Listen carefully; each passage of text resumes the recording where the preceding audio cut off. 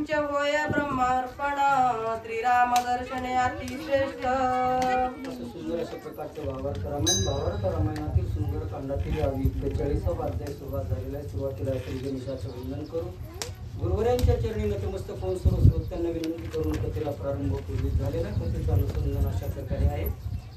समुद्र प्रसन्न झाला करण्यासाठी प्रभू रामचंद्रजींनी अनुष्ठान केलं होतं। त्याच्यानंतर समुद्र त्या ठिकाणी प्रगट स्वरूप केलं आणि प्रभू रामचंद्रजीला अलंकार द्यायला सुरुवात केलेली आहे। सर्व अलंकार मंडित प्रभूचं दर्शन घ्यायचंय। त्याच्या मागचे 2 कारणे, कारण साधू अवस्थेमध्ये युद्ध करता येणार नाही। साधू अवस्था ही जगाच्या कल्याणासाठी असते, म्हणून क्षत्रियाचं असणार अलंकार अंगावर परिधान करायचे, म्हणून समुद्रानं दिलेले। कारण प्रभूची अवस्था कोणती होती वनवासामध्ये? साधू अवस्था। साधू अवस्थेमध्ये फक्त जगाचं कल्याण आहे, मृत्यू नाही। म्हणून आलिंगन देणं, आलिंगन घडे मोक्ष सायुज्यता जोडे, आलिंगनानं ते सामर्थ्य। आणि ती अवस्था धारण करत असताना साधू स्थिती असावी लागते। साधूच्या अवस्थेमध्ये पाप करता येत नाही, लोक साधूच्या अवस्थेत पाप करतात, म्हणून अधोगतीला जातात। हे रामायणातून शिकायचंय आपल्याला। प्रभूजी जे आहेत ना, ते प्रभूजींना त्या ठिकाणी क्षत्रिय अवस्था प्राप्त व्हावी म्हणून समुद्राने अलंकार दिलेले।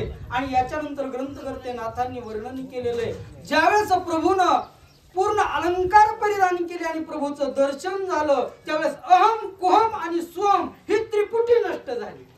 हे का नाही? अहम म्हणजे मी कोण आहे हा भाव नष्ट झाला, कुहम म्हणजे मी नेमका कोण आहे, आणि स्वम म्हणजे तो मीच आहे। तो हा विठ्ठल बरवा, तो आणि मी एकच आहोत हा भाव जागृत होतो। कधी? ज्यावेळेस प्रभूचं दर्शन झालं। प्रभूचं दर्शन झाल्याच्या नंतर ती स्थिती होते, आणि ती स्थिती असणारी त्या ठिकाणी प्राप्त व्हावी म्हणून त्या ठिकाणी सांगितलेले ग्रंथकर्ते नाथांनी या ओवीत तर सांगितलं, चित्त होय चैतन्य। जे चित्त आहे ना, त्या चित्ताच्या ठिकाणी चैतन्य प्राप्त होतं। आपलं चित्त गढूळ असतं, कारण त्याच्यामध्ये प्रपंचाचे विषय असतात, पण चैतन्य ज्यावेळेस होतं त्यावेळेस ब्रह्मस्वरूपाचे विचार असतात। मी तू पण जाऊ दे दुरी, एकची वंगडी पांगुरू आहे। ही अवस्था कधी आहे? चित्त चैतन्य झाल्याच्या नंतर आहे, अगोदर नाही। आपलं चित्त आहे चित्त, आणि त्याला चित्त व्हायला किती वेळ लागेल काही सांगता येत नाही। हे काय नाही, म्हणून चित्त जर चैतन्य करायचं असेल तर प्रभूचं दर्शन घ्यावं लागतं। आणि नाथांनी पुढे सांगितलं, चित्त जर चैतन्य झालं तर त्या साधकांनी केलेला प्रपंच हा परमार्थ होतो। लोक म्हणतात नाही हो, सकाळ लवकर उठतच नाही। साधू वृत्ती कधी उठते याच्याशी घेणं देणं नाही। हे का नाही? ब्रह्ममुहूर्तावर कुणी उठावं? साधकांनी उठावं। मग साधना पूर्ण झाल्याच्या नंतर साधकाला काय घडतं? ब्रह्म स्वरूप अवस्था प्राप्त होते, मग त्याचा प्रपंचच परमार्थ होतो। त्यानं सहज जरी एखाद्याला बोलला ना तर ती भक्ती होते। सहज बोलणं ही भक्ती होते। कधी होते? चित्त चैतन्य झाल्याच्या नंतर होते। तसं समुद्राने विनंती केली, प्रभू आमचं चित्त चैतन्य करायचंय, त्याच्यासाठी तुमच्या अलंकार जे नेसलेले त्याच्या दर्शनाची आम्हाला गरज आहे, आणि या अलंकाराचा स्वीकार करावा अशी विनंती समुद्र करत आहे।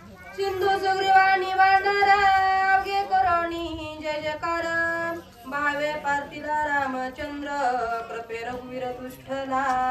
तरी असं या ठिकाणी प्रभूजी त्या ठिकाणी अलंकाराचा स्वीकार करत नाहीत, किंवा काही असणारा त्या ठिकाणी विचार नाही अंतःकरणामध्ये। परंतु राजा सुग्रीव आणि जे असणारी भक्त मंडळीनं त्यांनी विनंती केली आणि प्रभू रामचंद्रजीच्या नामाचा गजर केला, आणि गजर करून त्या ठिकाणी विनंती करायला सुरुवात केली। कारण वानराच्या अंतःकरणात अखंड एकच विचारायचा असायचे, कोणते विचार? की मी आमच्या प्रभूचं आम्ही नाव घ्यायला कधी संधी मिळते, आणि आपल्याला वाटतं कधी एकदा याच्यातून सुटत होत। पण वानराचे विचार काय? पुन्हा पुन्हा आनंद व्हावा आणि पुन्हा पुन्हा आमच्या मुखामध्ये प्रभूचं चिंतन त्या ठिकाणी यावं, म्हणून ते गजरच करायचे। आहे का नाही? कसा? प्रभू रामचंद्र भगवान की जय।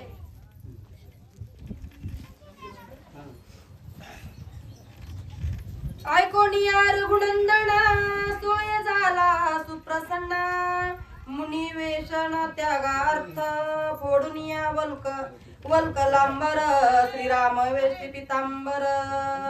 मागं मुली थोडा झालं सोडला बरं तुम्ही. ते. नाही नाही पलीकडलं. नाही हा नाही दर्शन झाले तिकडून करायचं तिकडून तिकडून तिकडून तुम्ही माघारी फिरायचं मध्ये येऊ नका आता सुग्रीव वर त्याच्यामुळेच इथं मधात वर प्रभू रस्ताच नाही जायचा. तुम्ही जर अलीकडे व्हा बाबा. सिंधू सुग्रीवा प्रार्थना ऐकून या रघुनंदना सोय झाला सुप्रसन्न मुनिवेश पण त्यागार्थ ग्रंथकर्ते नाथांनी सांगितलेलं आहे की जे असणारे राजा सुग्रीव आहेत त्या सुग्रीवानं केलेली विनंती, समुद्रानं केलेली विनंती, या दोन्ही विनंतीला भगवान प्रसन्न झाले. प्रसन्न आहे का नाही? आपण कसं बोलावं, दुसऱ्याचं अंतःकरण प्रसन्न होईल असं बोलावं.